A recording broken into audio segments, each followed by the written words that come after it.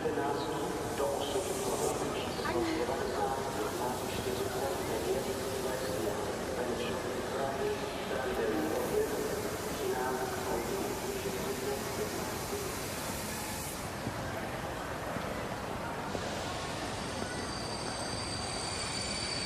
mate vô hình. Vô hình. Biết.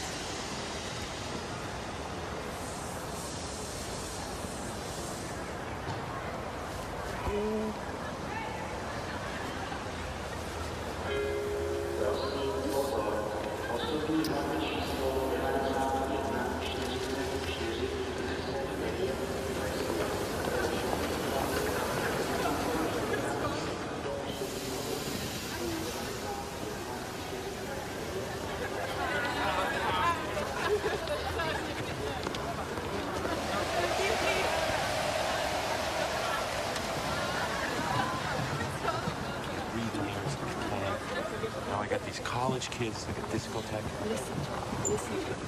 I'm sorry. You are a nice boy, but I'm too beautiful for you. Goodbye, brother from America. You want one more kiss before I go? Are you kidding?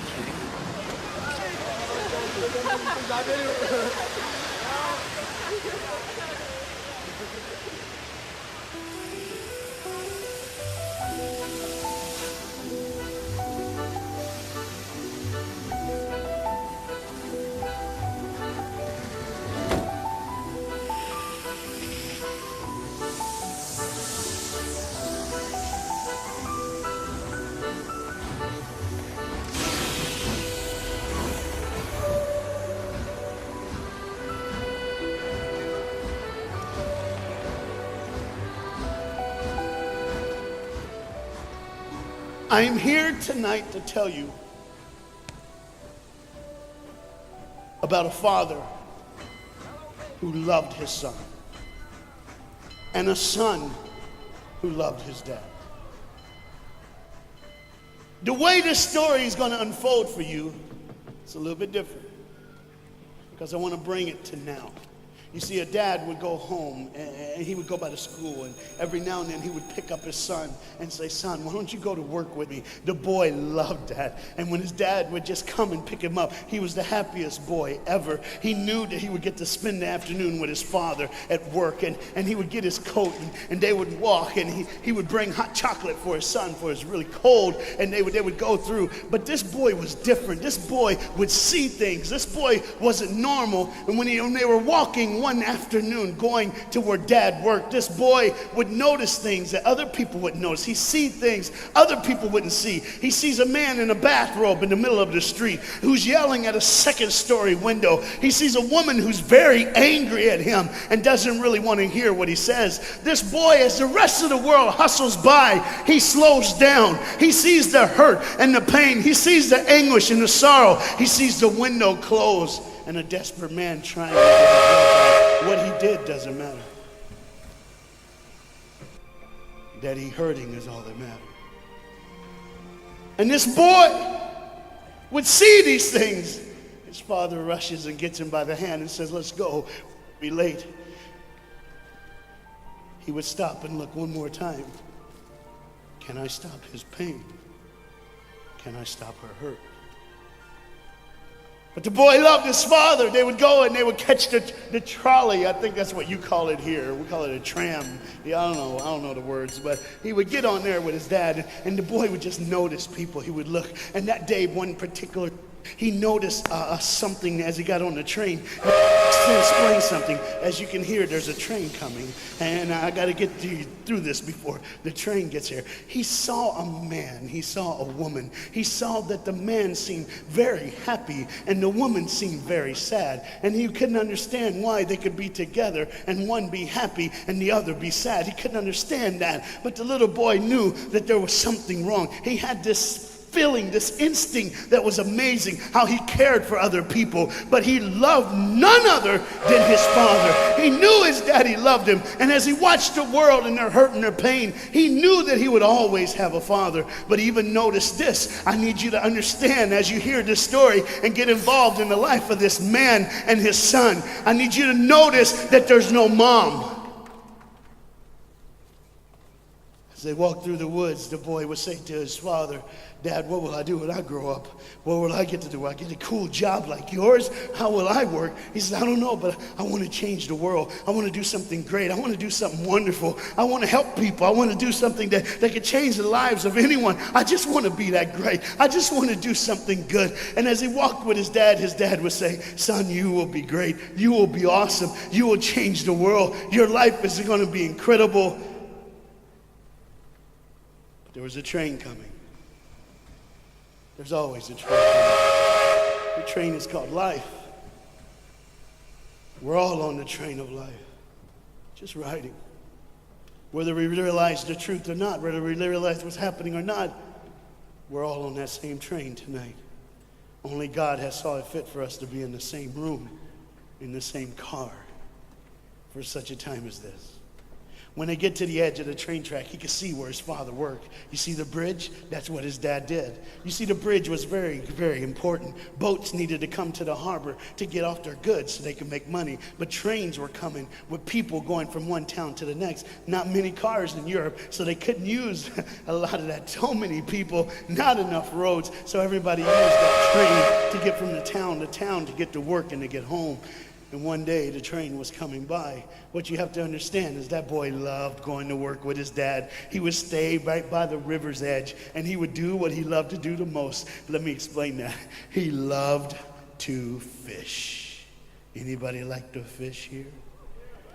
Oh, all the guys go, The dad looks at his boy and he says, son, now remember the rules. You got to stay right here because I can see you from the window right here. Don't get out of the sight of this window because you got to stay there so I know you're safe. Catch you something good to eat. But as you can hear, the train's coming. The father's job was cool. If I wasn't a preacher, I wouldn't mind doing that. Get to work. Get grease on you. Even if you didn't have to, you just squirt it on you like you feel like you did something. That's what I would do. There was a boat coming in the harbor. Timing is very essential. I'll go ahead and give you the key. The key is this. There's always a light. Everybody say light. Say it again. One more time. There's a light that the train conductor needs to see. If that light is green, he can go. If it's red, he must stop. You see, God has given us road signs in our life that we must read. Lines that tell us to go and lines that tell us to stop. Whether we read those and believe them or not is up to us. That's why some of you have fallen and you cannot get up. But tonight, that's why I'm here. The boat needed to come through, so he called, and the man said, okay, I got time. It's a long time before the train should come. So he pulls the lever, as you just saw, and the big, huge steel bridge, the gears started turning. They started cranking the steam. All of a sudden, gears are moving, and that big, huge bridge is just starting to go up. As it rises higher and higher, he has to watch and make sure everything's set, everything's good, everything's fine. As he looks out the window, he could see everything, but the dad, being a good dad, keeps one eye on his work, but the other eye on his baby. One eye on the world, but the other eye on his children. You think God doesn't know where you are? He keeps one eye on his world and one eye on his child. No matter what you've done or where you've been, it's one eye on the world, but the other eye's on you. He's watched you and he's kept you. Even though your train is coming down the track, he understands that. And even though sometimes, I don't want to get ahead of myself. See the red light? He didn't see it. So many times we don't see the red light. See, to just say the train was early. The boy can hear and see the steam. And he looks and says, Daddy, the train. Daddy, the train's early. Daddy, you got a daddy. Hey, Daddy, the train. Daddy, the train's coming. But the dad was looking at the gears, making sure he had enough oil, making sure there was enough steam to get the bridge back down for the train. And the boy knew one thing. Now listen, the boy knew that his dad one time showed him where the trigger was. It was a red lever. If he pulls it, the train bridge would collapse down fast and the train would be able to come across. All the boy knew was there were people on that train. There were people that needed to be saved. There were people that had, some of them just with their friends having a good time, like everything's fine. They did not know that the bridge was up. They did not know what was coming. They're just living their life like you and me, just going down the road, just being our own thing, doing our own thing. And the dad all of a sudden hears the train coming. He looks and then he said, oh, my son. He looks out and his boy's gone. He's like, oh my God, where's my son? Where's my son? He got to figure out. He looks back just in time to see his son trying to save the day. All he had to do was pull that lever. He reaches in to pull it, and the boy pulls too far, and he falls in the hole. Now it's on the father, and God the Father, did you hear me? God the Father has to make a choice. It's his now. Do I save my son, or do I save the world? But they don't even know. They don't even know. The greatest decision of his life. He could blame it on them not seeing the red light. He could blame it doesn't matter anymore. Pull the lever, save the world. Leave it up, save your son. For God so loved the world that he gave his only son.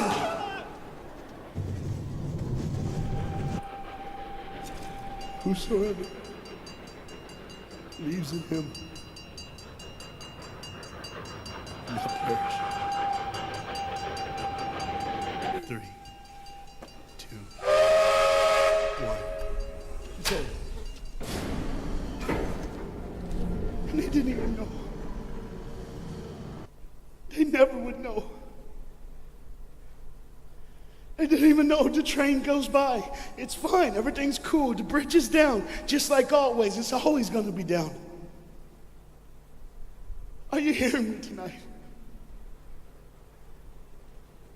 He gave his only son. For God so loved the world that he gave. And you know what's amazing? I wonder what God did right when his son died on that cross. When he breathed his last breath. When he took that breath and he breathed and it was over. Here's what the Father would have looked like. They didn't even know, just trying to think of their life. Just trying to figure out what they're going to do next.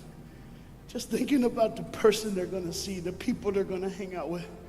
Just trying to be, just loving, caring. Doesn't matter if you're blind. Doesn't matter if you're putting on a little more makeup, trying to look pretty for somebody, or just wearing another mask.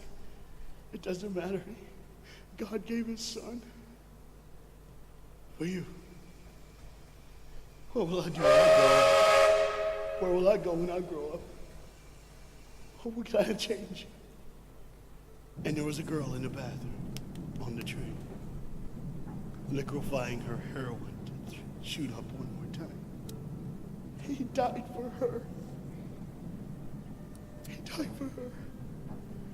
But in one moment, are you listening? In one moment, as the Bible says, everybody gets a chance. In one moment, to see the look of the Father when he knows when you realize what he did for you, when you realize the sacrifice, when you realize he let his son die so that you can live, when you realize what he did, no matter what you're doing, no matter where you're at in this life, no matter what you're a part of, you gotta stop. You gotta stop. Even if it's for 1 second, and think, my God, he did it for me. He did it for me. And I pray to God you drop what you're doing. Drop what you're doing. With all the pain and the hurt and the sorrow in the world, he did it for you. That's why you're so quiet. You see, the train's coming. The train's coming. Everybody has things, you have ways of I don't want to do that. I don't want to, but why do I keep doing it? Even Paul said, why do I do? My flesh tells me, and I do what I know is wrong, and I don't do what I know is right. You got to understand tonight, the fight is on, and we can win. We become more than conquerors through Jesus Christ. And I'm not preaching just for me, I'm preaching on behalf of you. But what you got to understand is, there had to be a moment in those 3 days when Jesus died on a Friday and rose again on a Sunday. There had to be this moment. Go ahead, look at the screen. When it was just God and his baby and his son.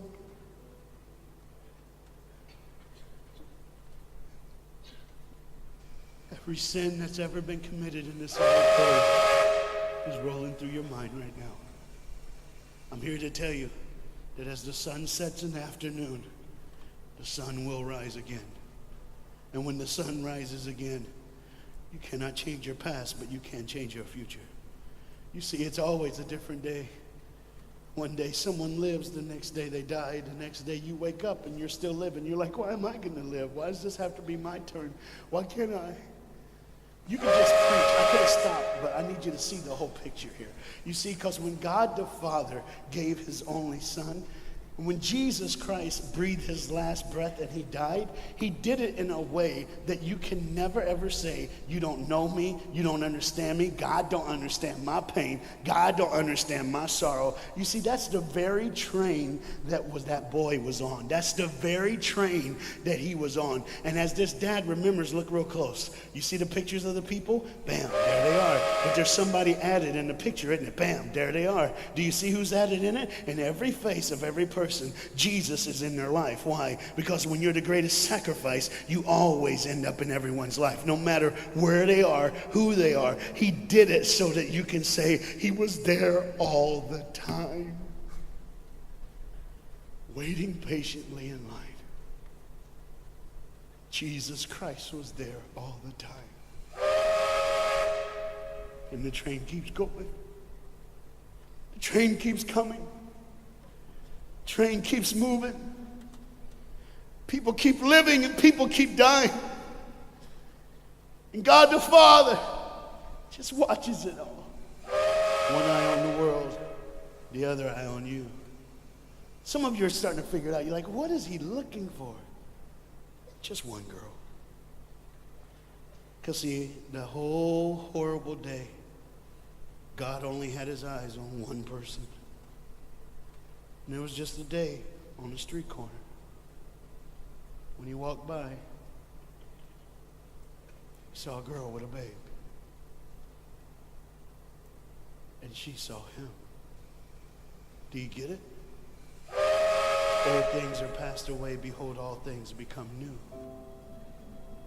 He did it so that we can live. No matter what the sin, no matter what the pain, no matter what the sorrow, the sacrifice was perfect. It was perfect. And it was for you. And God the Father watches it all unfold. And all he can say